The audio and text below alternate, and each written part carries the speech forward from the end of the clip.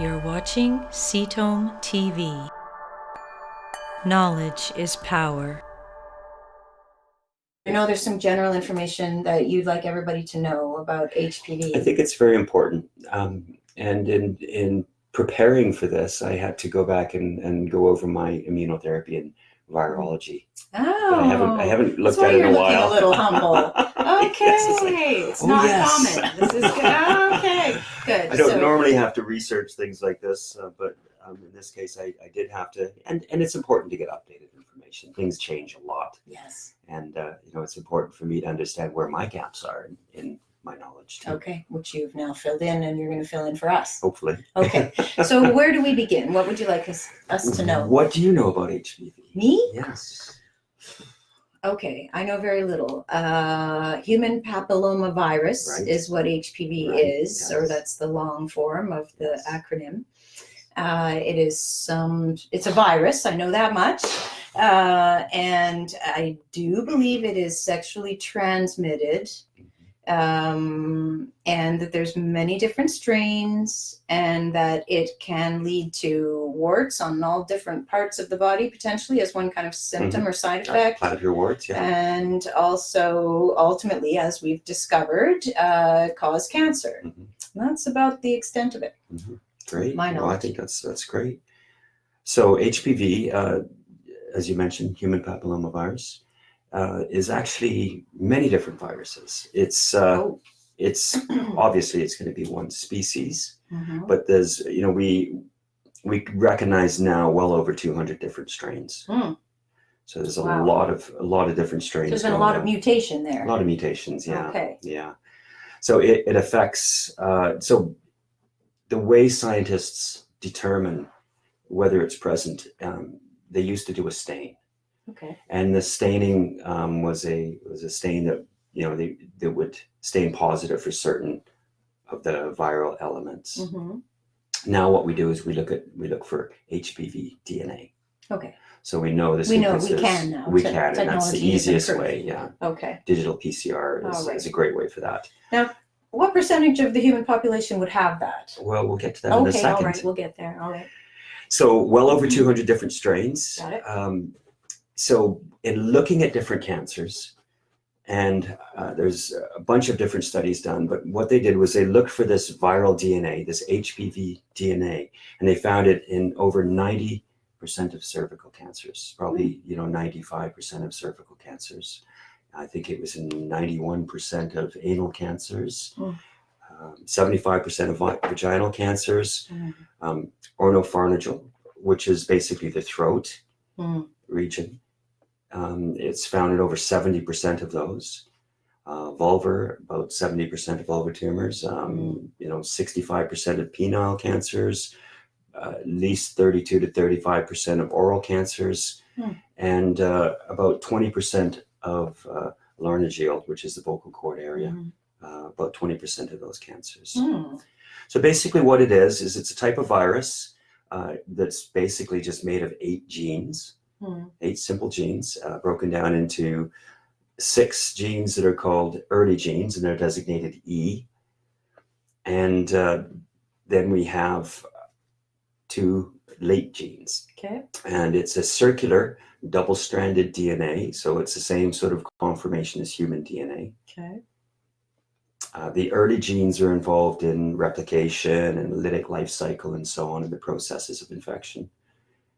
And then the late genes that are expressed late. So the early genes are expressed early, the late genes are expressed late. They form the viral capsid particles and the structural components. Okay.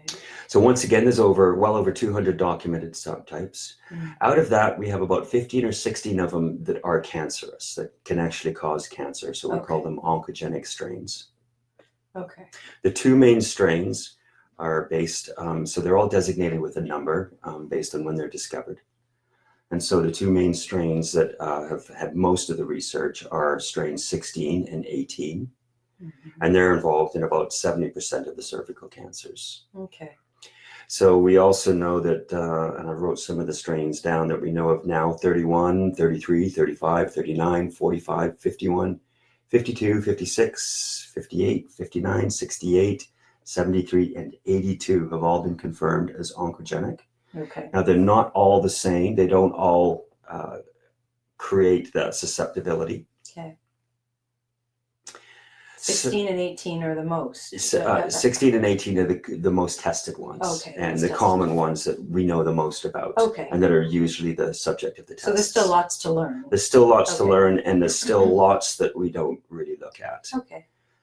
So, I know one of the questions was involving should men get it. Well, a recent study looking at the DNA, not the staining, has been shown to HPV strains occur in most people. Very few people don't have HPV of some sort. Doesn't mean they have the 16 or so oncogenic ones. Right. They may just have plantar's warts or some sort of warts or some innocuous form of it.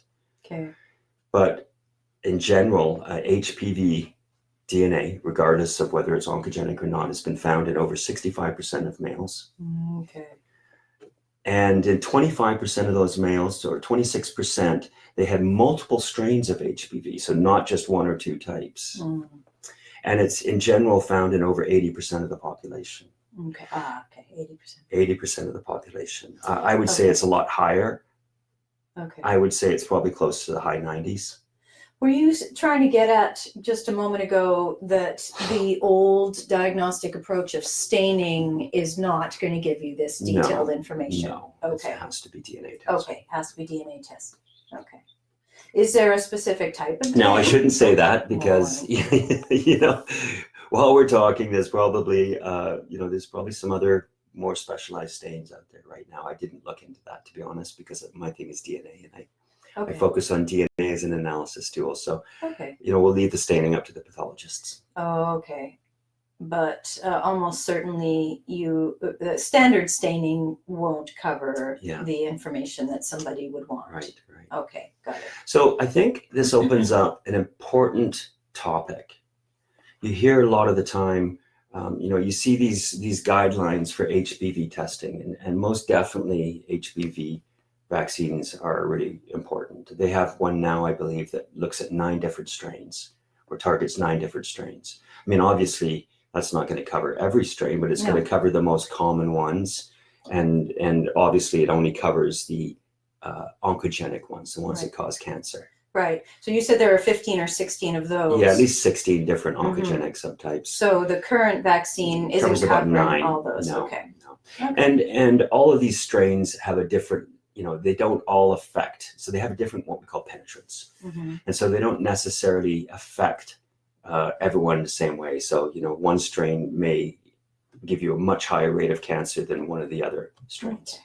Right. There's high risk and low risk strains. So it's early days is what you're saying in terms of the research into this. I think it's always going to be early days when it comes to infectious agents. Yeah, okay. There's just too many of them, and they're constantly changing. Okay. And, throwing different things at us.